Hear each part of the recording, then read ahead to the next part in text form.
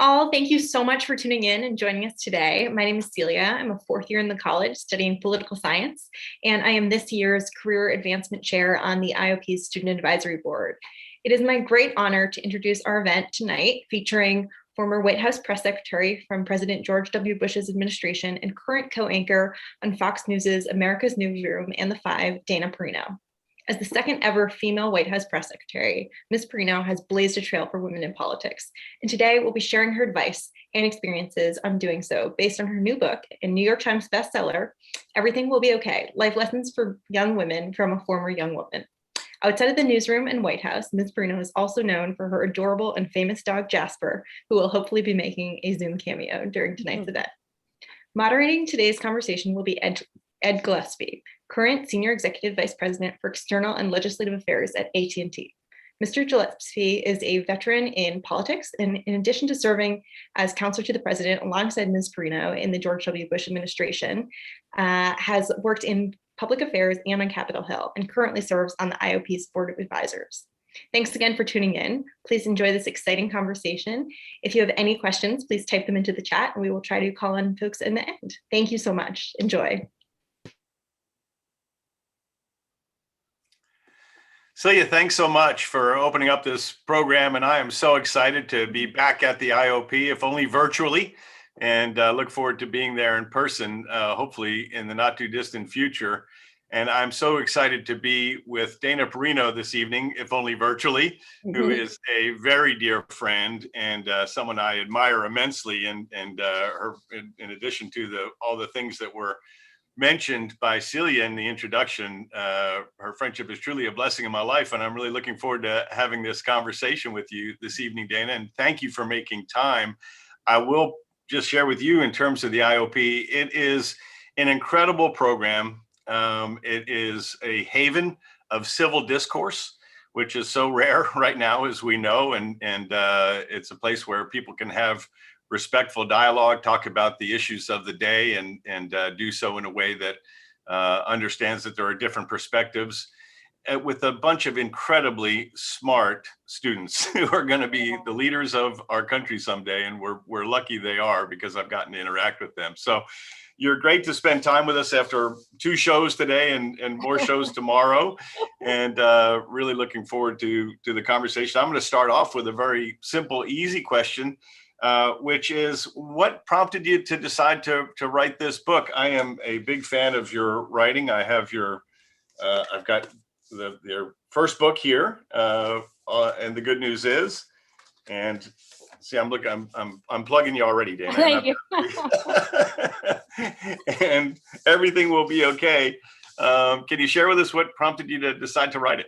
Sure. And first, also, just let me thank IOP for having me and for asking you to moderate. That it feels like having a conversation with my brother. I never had a brother, but I would love to have one that wasn't Greg Gutfeld. For those of you that watch The Five, you'll get the joke. But I also wanted to say, this is actually my second appearance at IOP.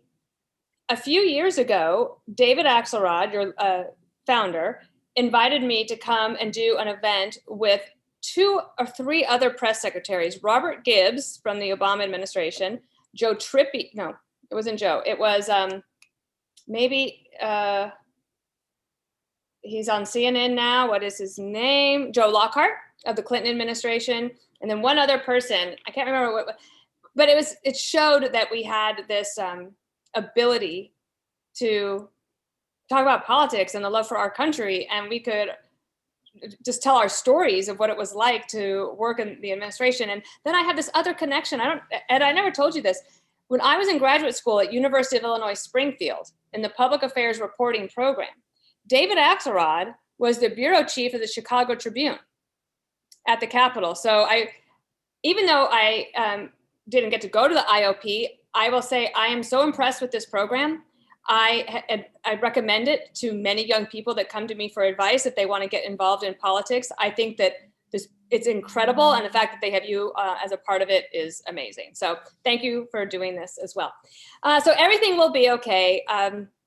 This was really born out of a few years. So the first book was called And the Good News Is, and it was basically like, how does somebody born in Wyoming with no political connections end up as the White House press secretary? So I tell my story, but in that book, I did one chapter where I tried to put all my mentoring advice in one place, because I find young people are hungry for advice. Often they have the same questions or similar questions. And I thought, let me just put it all right here so that if people want it, they can have it. And that was the chapter that, aside from all my stories about what it was like to work at the Bush administration, sort of peeling back the curtain, that was the chapter I kept getting asked about. And young people would ask me, when are you going to write another? And what I realized is that what I had done in the first book wasn't enough for them. And enough time had gone by where I felt like I had something to say. And I was initially going to call it sort of like great news, some sort of, play off of the first book. But it just wasn't sitting well with me. And I realized that what is it that everybody asks me, or what are they looking for when they come to see me, if they want any sort of advice? And I decided that if I really think about it, they want reassured that they're going in the right direction, that if they put in the hard work, that everything was going to turn out all right. And especially it came out during the book came out March 9th, which was about a year to the day when people had to start working from home. And so it ended up, I feel like it ended up being the right book at the right time, but I really knew that I had the right title when I had come up with a mock-up of the cover. And I showed it to a few of the young women that work at Fox when we were at the Cleveland debate. And this one young woman said, oh, I really needed to hear that today. And I realized, like, we all need to hear that. We want that reassurance all the time. And it's not a passive thing. Like, I'm not saying everything will be okay, and you don't have to do anything. There's a lot of hard work that goes into making sure that everything will be okay. But there are some things that you can do, real practical steps, so you get the most out of both your professional life and your personal life. Do you like to write? Do you like the writing process? Do you find it cathartic? Is it laborious? It's your third book. Yeah, it's a great question. So I thought when I wrote a book when I was in first grade. My mom still has it. It has oh my gosh, I wrote about rabbits and squirrels, and I grew up on a ranch, so and it's pretty pathetic writing, as you can imagine. But I always loved the idea of writing or books. When I was a kid, we would go to the library once a week, and you could check out 7 books at a time. And my mom would get so frustrated with me because I would have read 2 of them by the time we got home.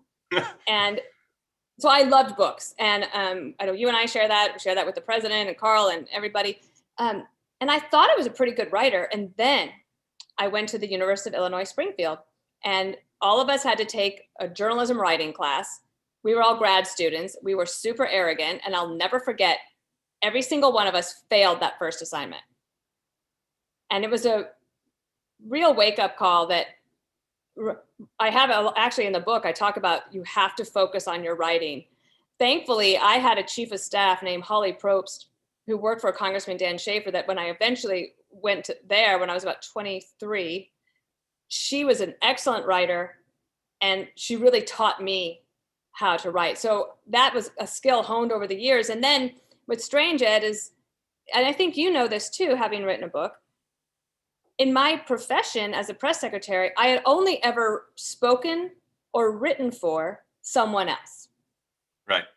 Finding your own voice. It took me a while to get comfortable when speaking my own opinion. In fact, when I first started the 5, if they would ask me about any topic, I would just immediately revert back to whatever the Bush administration position was.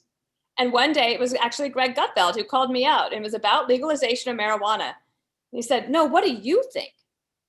And I thought, oh, well, I really have to think about that. And that's, it's kind of scary, because I'm like, well, I could always, even if the position or policy or decision that the president made was controversial, I could explain his decision-making process. And it wasn't me. I didn't make the decision. Right. There's a buffer there. You can kind of, like a shield. Yeah.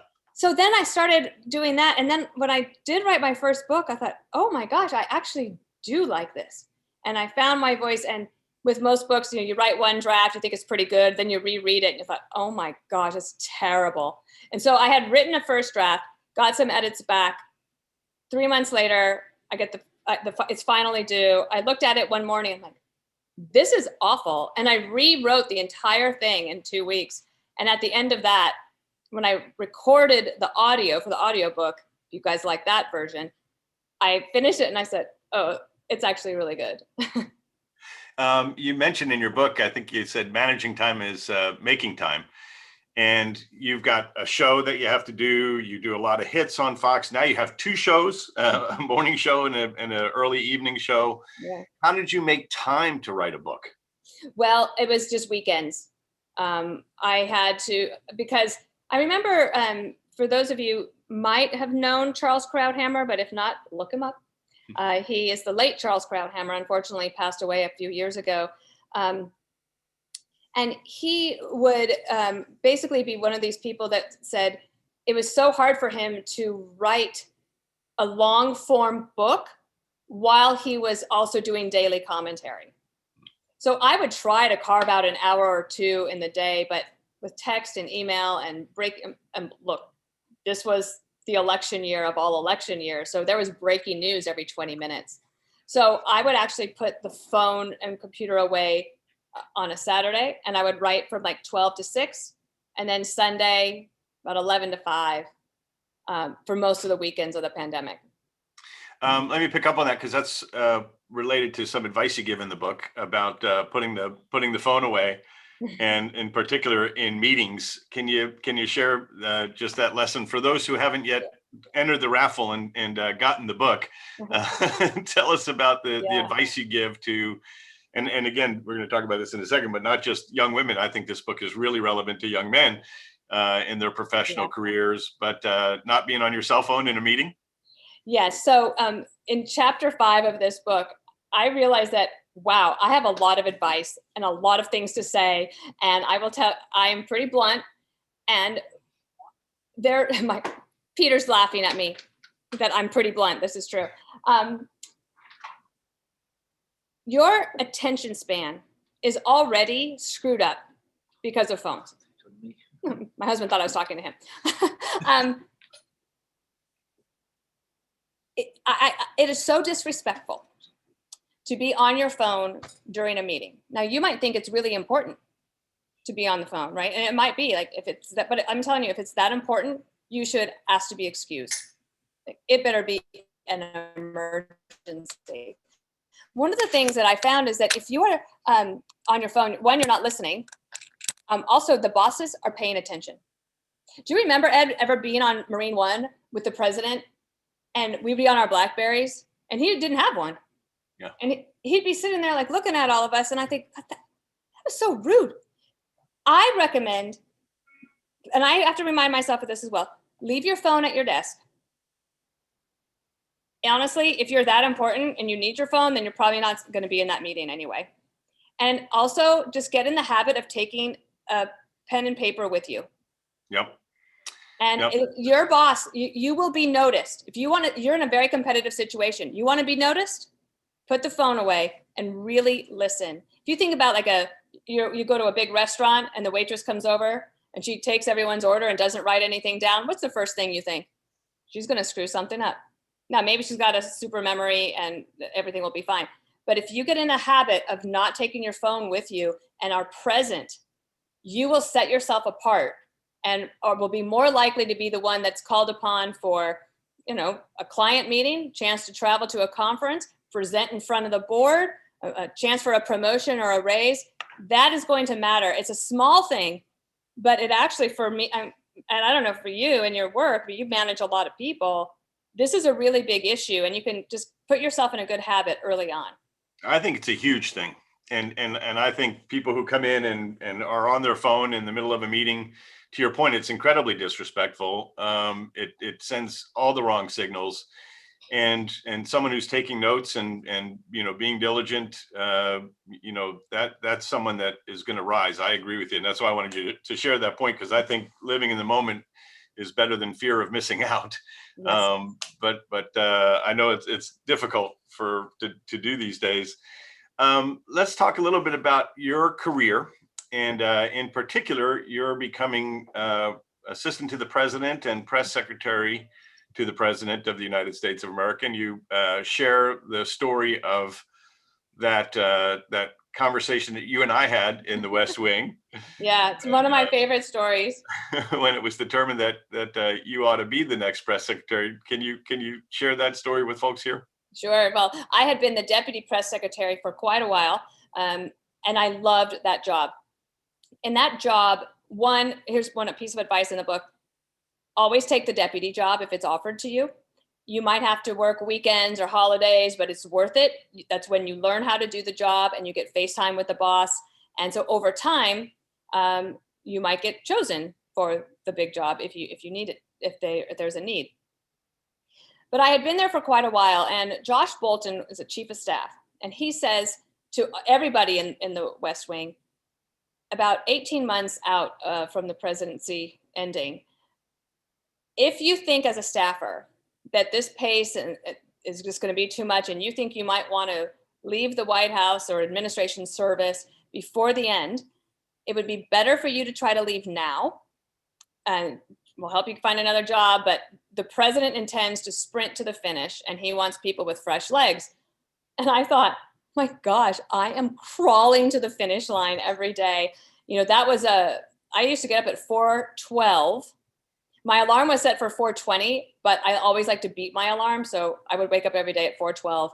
And it wasn't like wake up, stretch, grab a cup of coffee, leisurely. It was like up and out. And because our boss was a very early morning person, that meant we had to be up early as well to keep up with him. I'd done that for a long time, since I joined the administration right after 9/11. My husband and I had been married for quite a while, and my husband's very supportive, and I talk about him a lot in the book, but he missed out on a lot of time with me. And anytime that, all of you think about this as you enter your possible political careers here, that your family serves right along with you. So we had this long conversation over a long weekend. I decided I'd make the tough decision.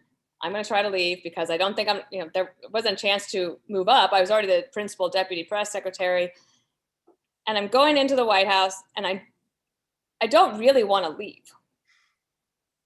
But I thought that was the best thing for my family. So in the morning, I saw you and I said, hey, can I talk to you after the meeting? And you said, yes, I need to talk to you too. I'm like, perfect. So the communications meeting happens, and you said, everybody's leaving. And then you said, Dana, can you stay? Now, for everybody here, if you haven't been in working yet, like when the boss says that, it means you're in big trouble, or there's some juicy gossip or something that you're about to find out.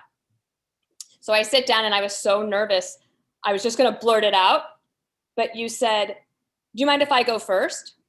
And I said, okay, sure. And I remember every moment. I remember like leaning back, and you said that the president wanted to see about elevating me to press secretary. Or you tell that part. And anyway, I never told Ed that I had come in planning to resign. And he didn't know it until I wrote my first book. Because I knew as soon as you said that my life had changed dramatically. And I would not be doing what I'm doing today if the president and you hadn't supported me in that position. I know that. Well, it was a clear choice. And one of the points, that I think is important for people to know, just in terms of the dynamics of the situation when you're dealing with the White House and the presidency, the job of press secretary is not just a public-facing job. It's a very important job internally in terms of being an advisor to the president, and it carries with it the title assistant to the president. And the offer of assistant to the president to whomever is being offered that job is offered by the president.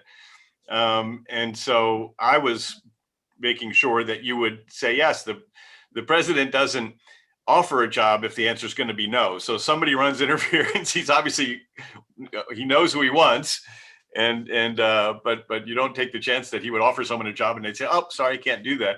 Mm-hmm. And so I was really excited to be able to offer it to you, as you know, and as you noted in the book, and you were an incredibly strong and loyal deputy to Tony Snow. who was a very, just a great person, as we both know, just a wonderful human being. And a little bit of an idiosyncratic press secretary in terms of he didn't fit the mold, but he was beloved and he was great and he was fantastic at getting the message out there. But he was struggling, dealing with cancer, and he had decided that he wanted to spend more time at home and to treat his health. And so it was a very difficult situation that you came into. But there was no doubt, given Tony's decision to leave the White House, who was the right person to take the job. And one of the points you make, a couple of points in your book, and by the way, the book is fantastic. And I'm not just saying that. Dana was kind enough to sign copies for my two daughters, who were in their mid-20s, and they love it, and it's been helpful to them. But your point about being a positive person, don't be a gossip, don't carry negativity. And Dana, for those of you who are participating in this program tonight,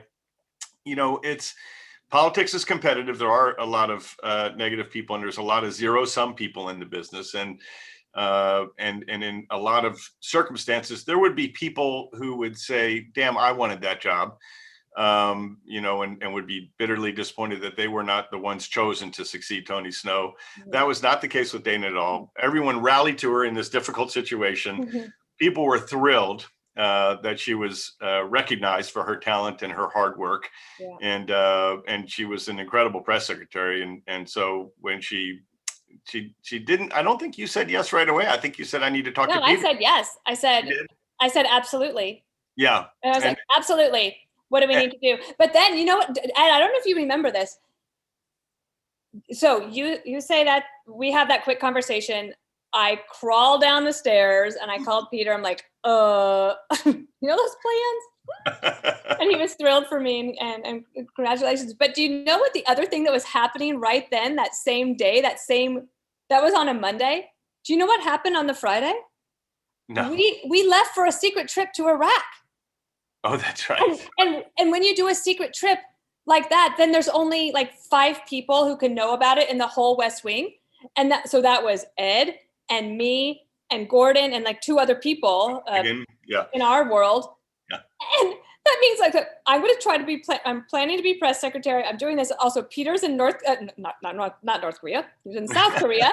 And I was just like, how is all of this happening? But then it all worked out very well. And I think the other thing that really helped me is that President Bush very much empowered me.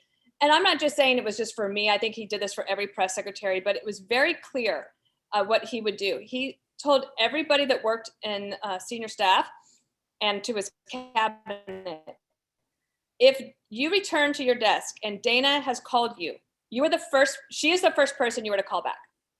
And that really helped me be able to do what I needed to do, because I can consume a lot of information, and the press secretary and Ed's position also, you needed to be trusted within the building to be an honest broker of everybody's position.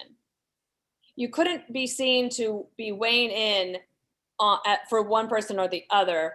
No, you could have a recommendation, and I often did based on how I saw things, but you want to make sure that everybody trusts you and will give you information, because that way you just avoid train wrecks.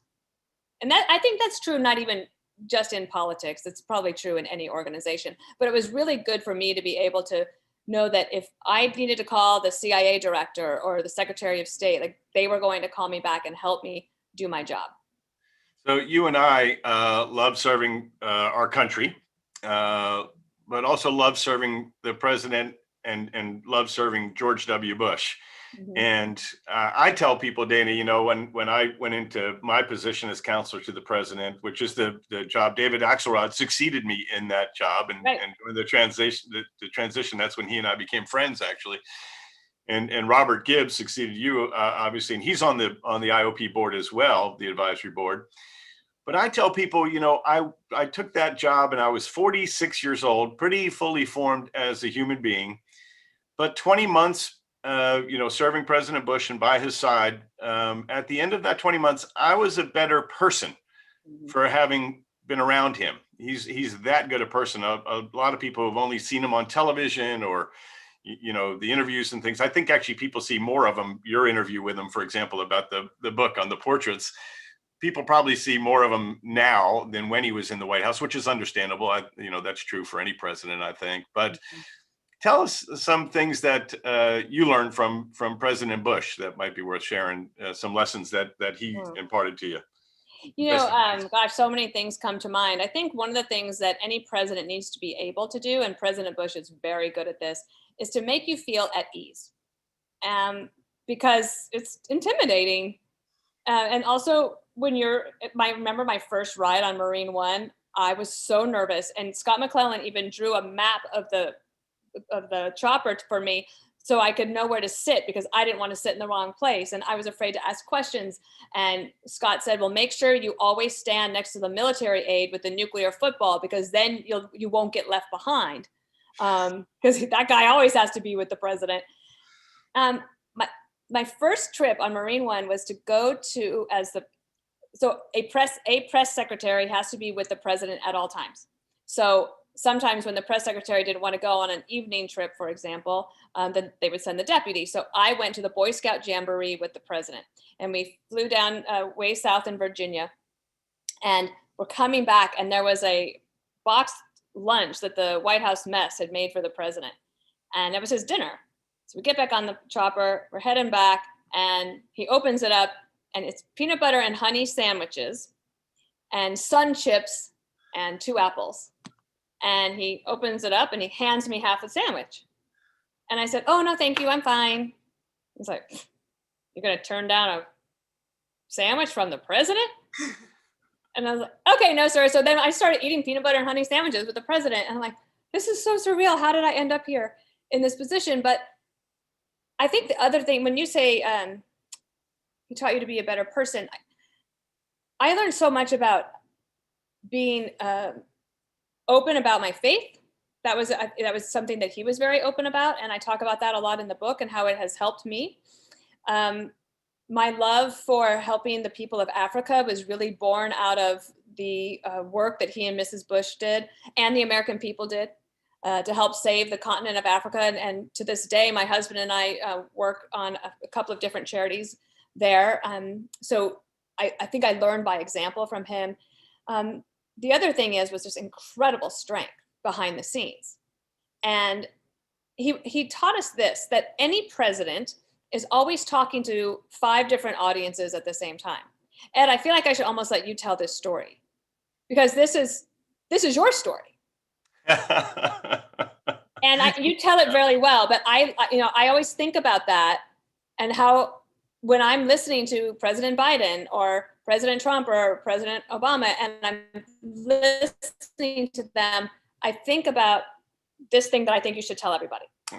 Well, it's a story when I was offered my job as counselor to the president. And again, Josh Bolton had talked to me and I said I could do it. And it was in a very difficult time. Dana and I served at a very difficult time. Of course, Dana was there longer than I was, but the last 20 months of the Bush presidency were very difficult.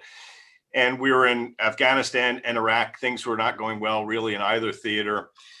But the president called me up to his private study to offer me the job. I knew that was what I was being called up for. And he said, and I had been RNC chairman and had worked on the confirmations. Dana and I worked together for confirmations of Chief Justice Roberts and Justice Alito. So he knew me a little bit. And he said to me, Eddie, you're very good.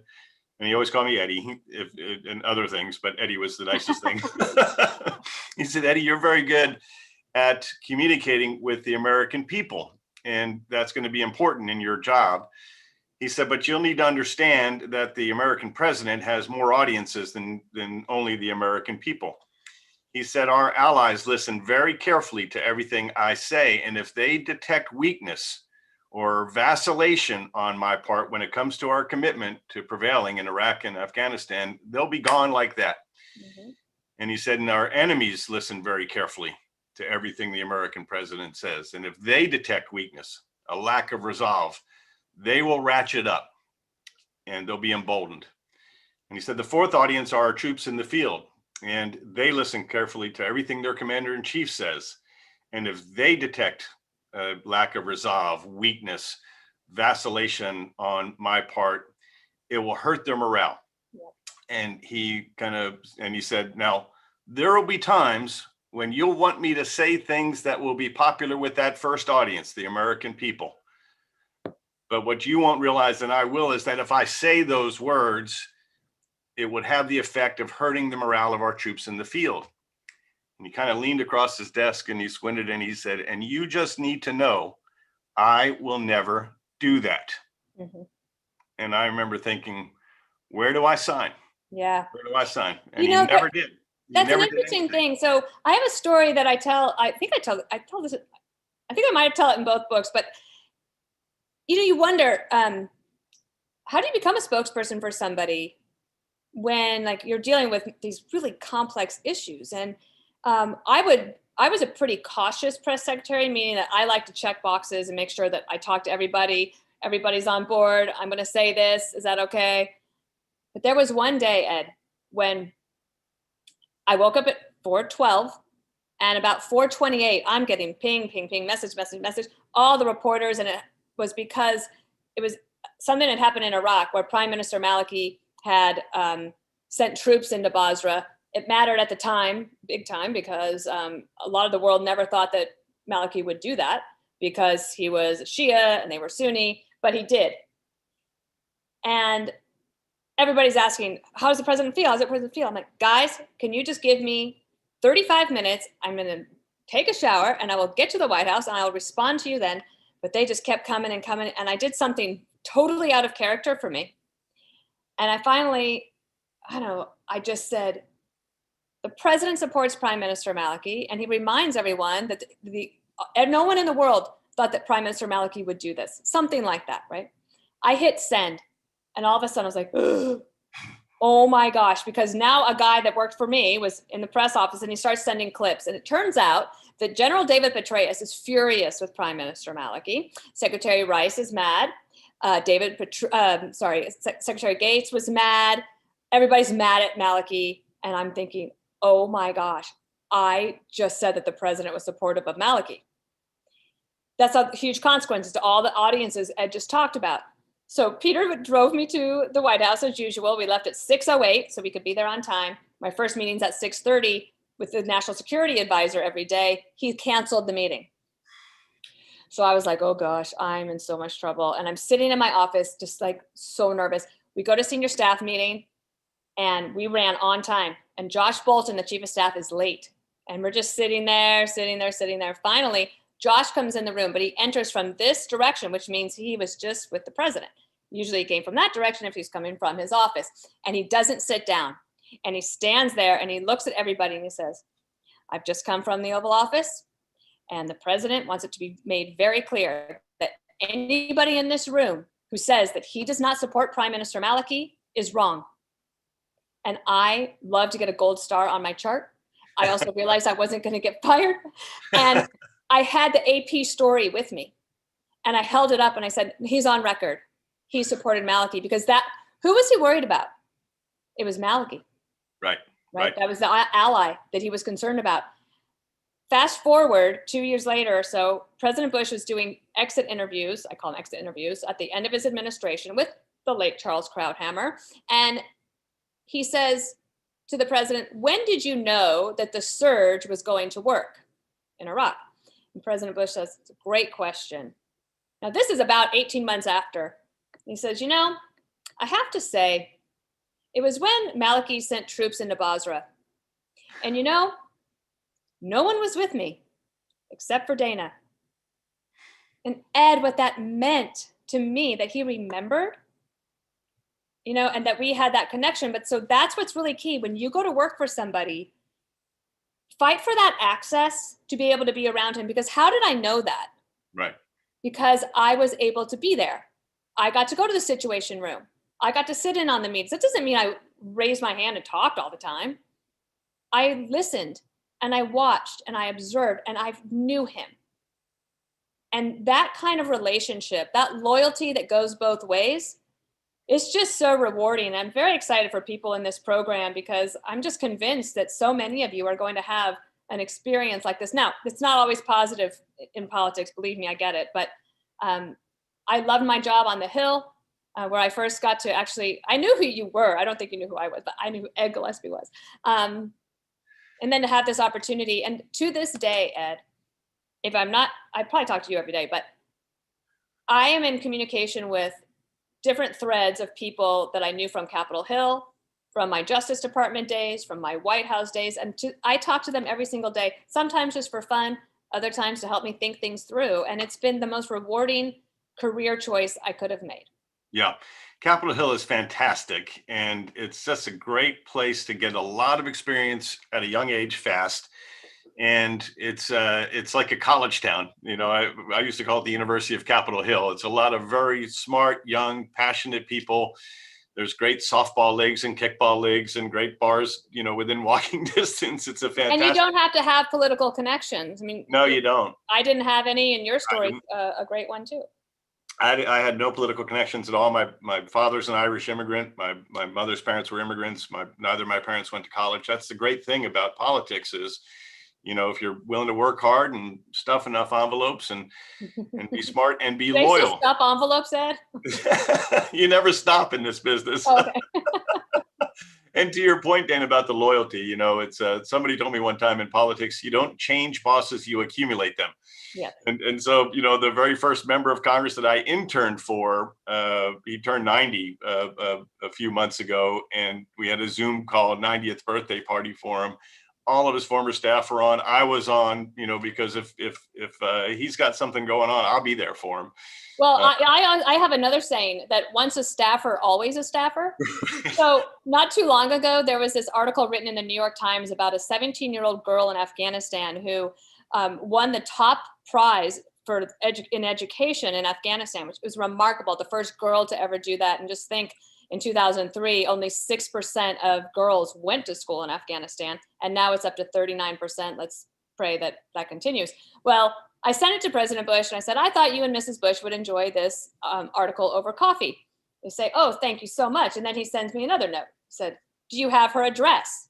And I was like, the girl in Afghanistan? Like, no, I don't have her address, but I'll get it for you. Well, about 20 minutes later, he sends a note and says, maybe the reporter could help you find it. Oh, thanks for the tip. But of course, it took me a week, but I got it. He was staffing the staffer. He's got a little more time on his hands these days. Yeah. Dana, we're going to go, I'm a little ahead of schedule, but I know if I ask you the next question, we're going to run over the opportunity. Yes, to take some questions. And I want to do that. So our first student actually is, our first question is from Maddie Soskin, who's a student in the Harris School. And her question is, how do we, as women, try to reconcile having it all, a family, a job, a social life, while recognizing the reality that we are out of the workforce at disproportionate rates due to things such as childcare duties and maternity leave? Yeah, this is a big, big issue. And I talked about it on both shows today. We have to get kids back in school. We're to a point now where vaccinations are getting to a level where a lot of people can be back in the workplace. And in fact, tomorrow, the FDA is likely to approve the Pfizer vaccine for 12 to 15-year-olds. So all of that, I think, is headed in the right direction. On the positive side, I do believe that the pandemic experience has shown a lot of employers that there can be some room for flexibility when it comes to maybe needing to work different hours, or maybe not commuting, or being able to do some job sharing. We have shown that we can do what we need to do. However, for those women that had to leave work, we have to make a concerted effort to rehire them and to help with any sort of skills. In a year's time with this kind of technology, skills need to be fresh, refreshed over and over again. Now, there are some proposals right now that are being debated about child tax credit policy, or even providing for childcare or paid family leave. And those debates are actually more bipartisan than you might think. And I think that President Biden and the Republicans have an opportunity here that if they can get rid of the desire to claim credit for something, that they might actually be able to get something done here. I think that will be a real possibility going forward. And I'll tell you that Senator Shelley Moore Capito from West Virginia. She is the one that is leading the charge for Republicans to find a compromise on this next bill. And if they want to call, childcare human infrastructure, fine. Like let's have that discussion and how would we make that work? But I think even if we do that, the most important thing is getting the schools back open and kids back in school so that moms can go back to work. That's great. Shelley Capito, by the way, I'm glad you mentioned her, and I would encourage the students, and I'm sure they're aware of her.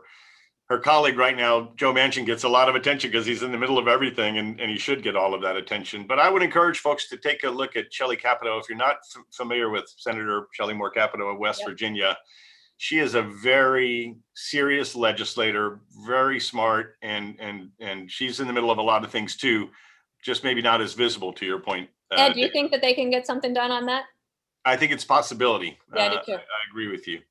Our next question, I'm going to ask Sophie Hare to join us, and she's going to pose the question directly to you, Dana. Sophie? Okay. Hello. Hi, my Sophie. name is Sophie. Nice to meet you. I am a second year in the college majoring in political science. And so my question to you, Ms. Perino, is what advice would you give to President Biden's all-female senior communications team? Well, I was thrilled that they had decided to do that. I think in some ways, what I might recommend to them is to loosen the reins a little bit. What I mean by that, of course, I grew up on a ranch, so that makes sense to me. But I feel like they're holding real tight, right? And there are many mornings when I wake up to get ready for the shows, and I'm looking at the news, and I'm like, why is it the same news stories for 3 days in a row? I mean, when you have the bully pulpit, as any president does, you have the ability to make news every day. And to me, they're not utilizing that enough. And there would be more ways to do that and open that up a little bit more, maybe make some more news, let him answer some more questions. When I was press secretary, I used to say that I'd spend 50% of my time advising or articulating on behalf of the president and the United States of America and defending the president.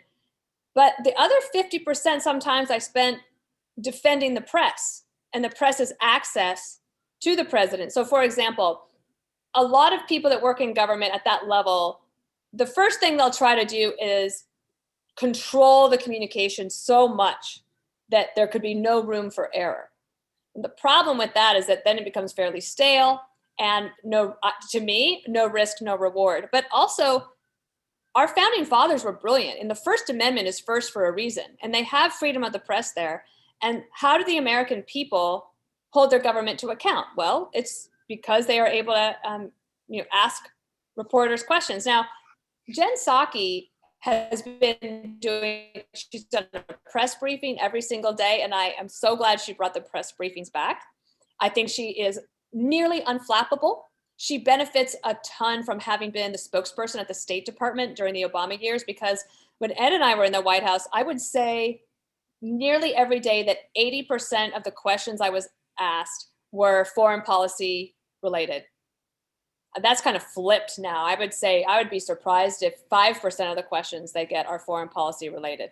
Things just ebb and flow depending on what's going on. But because she has that foreign policy experience, and she took all those questions during the Obama years. And there was a reporter from the AP called Matt Lee. He's still there at the State Department. Whew, he is an equal opportunity, go after everybody. He is a curmudgeon. He is cynical. And she really, I think, benefited from that. So now she's a spokesperson and she's there every day. But I would put the president out a little bit more. I would loosen the reins on that because, one, I think we have a right to hear more from him and in less controlled settings. I don't think it would hurt them. And I'm going to end on this, Sophie.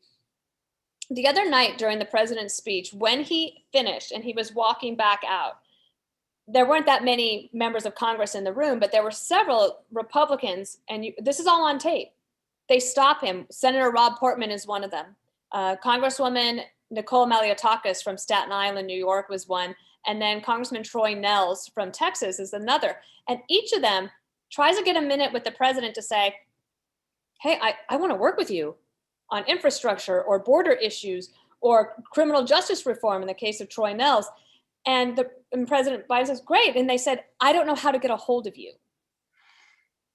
And I can imagine, because Biden had been in Congress for so long, and because he believes in that back and forth, and he knows how important it is, that I'm pretty sure that by the time they got back to the White House, somebody had their ear chewed.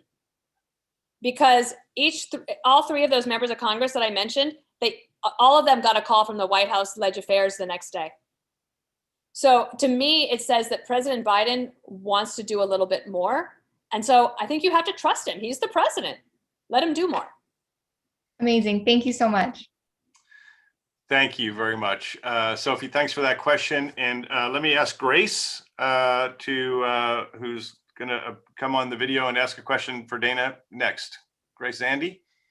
Hi, my name is Grace Zandy. I'm a second year in the college majoring in public policy. Thank you so much, Ms. Perino, for joining this talk. And my question for you is, how's the briefing room evolved since you were press secretary, especially with the rise of social media? Well, Grace, this is a great question. You might find this hard to believe, but we left on January 20th, 2009 at noon. Can't stay a moment later. I didn't even have a Twitter account. I don't know what our life would have been like had Twitter been around. I don't think President Bush himself would have tweeted, but I would have had to hide Ed Gillespie's phone because he's got some good one-liners. I don't know if they would have always been productive, but they would have been funny. So Facebook was kind of coming online, and in that year of 2008, it was President Obama who then, as candidate Obama, figured out how to really utilize social media to his benefit. And I'm sure I don't know if you've taken a class yet on the history of political communication, but it'd be very interesting. I loved that class in my college years, which was in the early 90s. And if you think about somebody like FDR, he is the one who figures out how radio can be used to his benefit. So he's now talking directly to people, and it's very intimate. Radio is still a very intimate thing where you're listening. Then you have JFK, but I would say more Ronald Reagan, who figures out how to use television. And Michael Deaver was I was going to call him the image guy. That doesn't give him enough credit. This guy was a genius when it came to the image of the presidency. And go back and look at that. That's amazing. So Reagan figures that out. And I have to say, I think that President Trump, whereas Obama used it really to help get elected, Trump uses it in a completely different way during his presidency to communicate directly to people, sometimes driving people absolutely crazy. In fact, I did Fox News Sunday yesterday. In the Trump years, I would never study any topic on a Saturday getting ready for Fox News Sunday, because in the morning, it would all change. With Joe Biden, I had the topics on Friday, they never changed. So in some ways, I think that's been different. The other thing is that we haven't talked about bias in the media, and look, I think it does exist, but I also think there's a lot of great journalism being done out there. And I think conservatives complain about bias in the media a little too much to their detriment. I think that you just work around it. You have to outwork it. That's what you have to do. But the other thing that social media has done is you kind of get to know the reporters a little bit more intimately, and what their bias might be, or what their actual opinion might be, what they might be thinking or saying. On a good side, and this will be my last point, Grace, is that in some ways, social media has allowed for more peer pressure amongst reporters, because one thing Ed and I learned, most reporters, they write for each other. Okay. And what's one of the most horrible things a reporter can be accused of? Getting something wrong. If you get something wrong, immediately all your peers are going to know about it, and you're just going to be piled on. Your opponents everybody's going to come after you. So in some ways, it does make people maybe think a little bit before just pressing something that might be clickbait. And then the last thing I would mention, Mike McCurry was press secretary to Bill Clinton, and he made a decision to allow cameras into the White House briefing room for the press briefings. Guess what day was the first day of cameras being in the White House briefing room? Do you know, Ed? I don't. The Monica Lewinsky scandal broke that morning. Oh my gosh. Yeah. And Mike McCurry is standing up there. I'll never forget this quote he had. The reporters are asking him all these questions, and he says, "Look, guys, I'm double parked in a no comment zone." But once you let cameras in, they're never going to leave. Changes the nature of it, and you can't get them out. Completely. Right? Yeah. That's a great question, Grace. And there's obviously, I have a lot more to say about it, but check that out. Go back and look at some of those things. Like for Michael Deaver, study his work. An incredible person.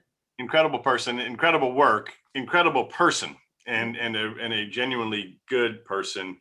I learned a lot from Mike Deaver, and I went to your point, Dana, about his mastery of television. I remember he used to watch the evening news with the volume off. Yep. Just because the visuals, he wanted to get the visuals and see what the visuals were, because he knew that was the most powerful part of the medium. May I recommend a book for everybody? I don't know if IOP has this book on its list, but Marlon Fitzwater, who was the press secretary to Ronald Reagan and George H.W. Bush, 8 years as press secretary. I don't know how he didn't lose his mind, but there was no social media. He wrote a book called Call the Briefing. In it, you will learn a lot about Michael Deaver's work, because he talks about the big summits between Reagan and Gorbachev and how they figured out how to present that to the American people. It's an incredible book. I highly recommend it. It's a great book. Let me read off a question. This question is from, and you just mentioned, you alluded to bias, Dana. This is from Alfred Miller, who's at the Booth School. Why doesn't there seem to be more diversity of thought among today's mainstream journalists? Well, I mean, Ed, I have to say, one of the things that was kind of fun as press secretary, and I think you probably had fun too, is that there's a herd mentality when it comes to reporters. And so I grew up on a ranch. I've mentioned that 3 times. On a cattle drive, how do you get a big group of 850 cattle moving in the same direction that you want them to go? Well, my grandpa would just send Uncle Tom that way, and you just flank them on that side. Then what do you see? Then they start going that way, and then and what did you see today? The New York Times, Washington Post, and CNN all had to run corrections about a story they got wrong last week about Rudy Giuliani, and they reported that the FBI had informed him that, I don't want to get this wrong, informed him that Russians were trying to use him for a disinformation campaign. That was a story that ran Friday, Saturday. Oh, what happened Sunday? All 3 of those outlets had to run a correction saying, well, actually, it wasn't that. Well, we know that the retraction only gets a fraction of the coverage of the original story. And how does that happen? Well, it's because a reporter gets something, they try, and then, you as a news organization, you try to match it. But if all 3 of those organizations are using the same source, and to me, that would be one, I think it's the same source saying the same thing to each of them, and they got it wrong. Now, there's a question, should those sources be revealed? Now that would be a tough move, but I got to say, if I were a reporter and that happened to me, I'd be furious. I know one thing, I'd never talk to them again. Right. But one of the great things too is that the mainstream media, to me, is not as powerful as it used to be in any way. There are so many different ways to get information now. And actually, for better or worse, a vast majority of people get the majority of their news on their phone. Right. Usually Facebook is the big one. So as you're thinking, if you're going to work on a campaign, or if you're wanting to be a journalist, you think about that.